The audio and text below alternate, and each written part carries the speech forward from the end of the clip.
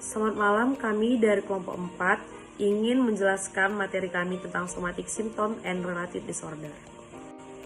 Gejala somatik dan gangguan terkait adalah sebutan untuk sekelompok kondisi di mana nyeri fisik dan gejala yang dirasakan seseorang terkait dengan faktor psikologis. Gejala-gejala ini tidak dapat dilacak ke penyebab fisik tertentu.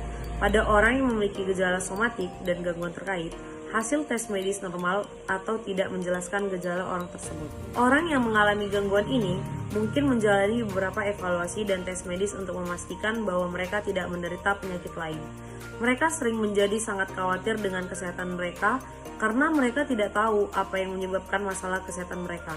Gejala mereka mirip dengan gejala penyakit lain dan dapat berlangsung selama beberapa tahun. Orang yang memiliki gangguan somatoform tidak memalsukan gejalanya. Rasa sakit yang mereka rasakan itu nyata. Selanjutnya, penyebab gangguan somatic symptom and related disorder belum diketahui secara pasti. Namun, kondisi ini bisa dipicu oleh beberapa faktor. Yang pertama ada faktor genetik, seperti sensitif berlebihan terhadap nyeri. Yang kedua ada faktor keturunan. Faktor keturunan ini berisiko tinggi mengalami penyakit serius tertentu, misalnya rentan terkena diabetes. Yang ketiga ada sulit menghadapi stres. Yang keempat ada penurunan kesadaran emosional, di mana penderita lebih fokus kepada masalah fisik daripada masalah emosional. Yang kelima ada mengalami kecemasan ataupun depresi. Yang terakhir ada pernah mengalami trauma di masa lalu seperti pelecehan seksual. Selamat malam teman-teman, di sini saya akan melanjutkan presentasi dari teman saya, yaitu tentang gejala-gejala somatic symptom dan related disorder. Ada 4 bagian. Yang pertama, gangguan somatisasi biasanya melibatkan rasa sakit dan gejala neurologis yang parah seperti sakit kepala dan kelelahan.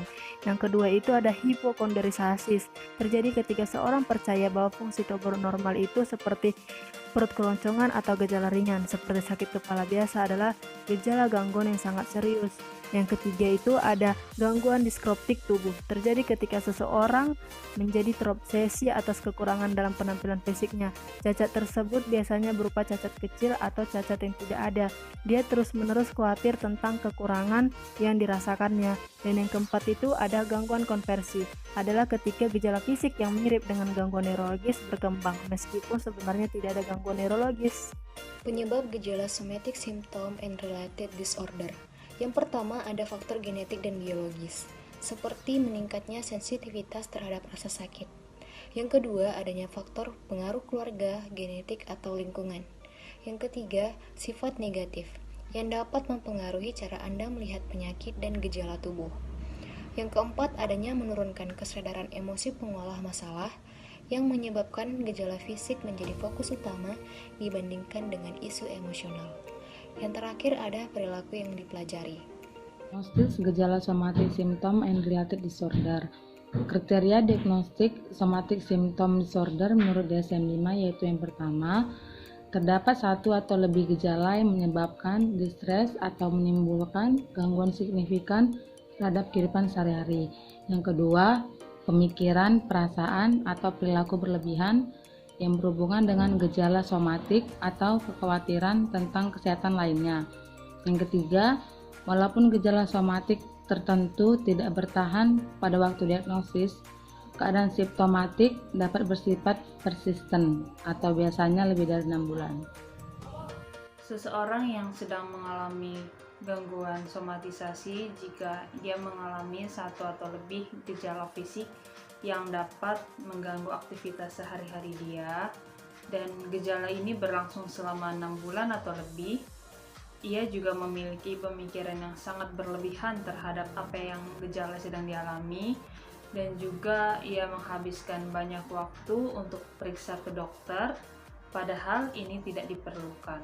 Pengobatan gangguan somatic symptom and related disorder terbagi menjadi dua, yaitu melalui terapi bicara dan juga melalui obat-obatan.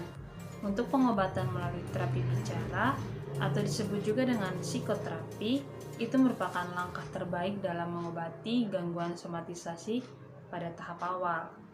Namun, dalam hal ini biasanya pasien dianjurkan untuk melakukan pengobatan melalui terapi kognitif terlebih dahulu. Pengobatan selanjutnya melalui dengan cara obat-obatan. Obat antidepresan itu sangat membantu dalam meringankan gejala somatik. Jenis obat ini sangat bekerja lebih efektif jika dikombinasikan dengan terapi-terapi.